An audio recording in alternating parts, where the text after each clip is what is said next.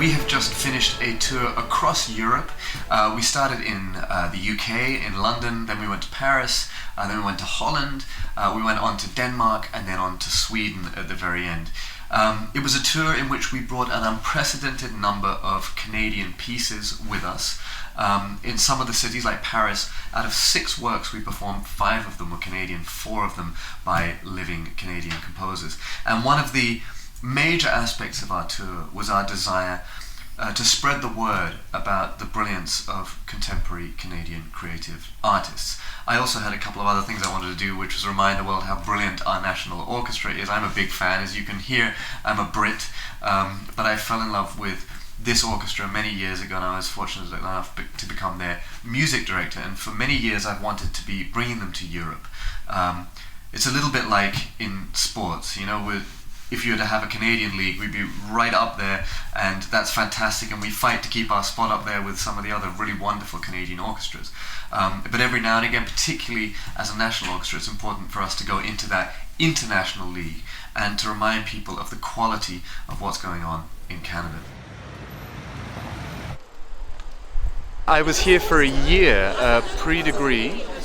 So when I finished high school, I came here and did a year's course, so-called pre-degree course, and then I went to Germany to study. But I enjoyed it thoroughly, and my parents met here when they were both pianists at the Royal College. They fell in love just a few yards away from where we are now, and a lot of dear friends of our family have studied here, and so it feels like it's sort of second home. Yeah. It's a big deal for us being here. London is obviously one of the big musical capitals of the world, and we've got a full hall here, lots of important industry people as well as ticket buyers. And as I say, it's a massive thrill for me to be here with the orchestra, with Alexander Shelley, our music director, on his first international tour, which is going fantastically so far. We've done an awful lot of outreach. We've been at the Royal College of Music, the Royal Academy of Music, the Guildhall School of Music and Drama, working with young people in schools, the usual extra stuff that the NAC does when it goes on these kind of tours, representing Canada and all the wonderful things that people expect of Canada and that we like to show them. You know, we're diplomats, we're collaborators, we're bringing all the best of Canadian culture abroad. And on this tour we have 6 Canadian composers featured, 5 of them living, and a lot of Canadian artists, and we're very proud of that.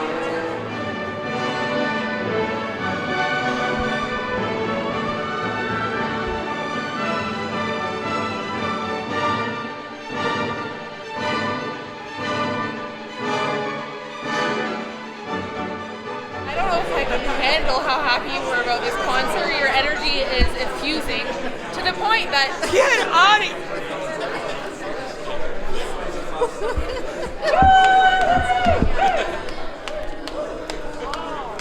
That's the way, Mark. That's the way I feel about your music. I just don't know whether stunning tonight. We just got back from Amsterdam, and you see Rembrandt's etchings, and then you look at the instruments alone, and then the people with the musical vocabulary that can pull this off with such sophistication and delicacy, and I don't know, it's just amazing. We've also had a whole list of some of the finest Canadian soloists with us. We've had the violinist James Ennis, we've had Jan Shetsky, the pianist, we've had Aaron Wall, the soprano, and David D.Q. Lee, the amazing countertenor. All performing on this tour, and they've, on the one hand, augmented our tour and made it even better for us and our audiences, and I hope it's also been another platform for these great artists to grow their careers and grow their international reputations as representatives of Canada. And finally, I guess because I'm not Canadian, I am allowed to say it, we all, those of us who get to enjoy the fruits of what this orchestra does and what the NAC, the organisation, does, should be very proud of them. And I, as an outsider, I have to say I'm very privileged to be involved in Canadian arts. You have, as a country, so many brilliant artists and such a diverse range of artistic voices. And of course, this is our 50th anniversary tour, and in a way it's a summation of what the NAC stands for and has stood for in the last 50 years.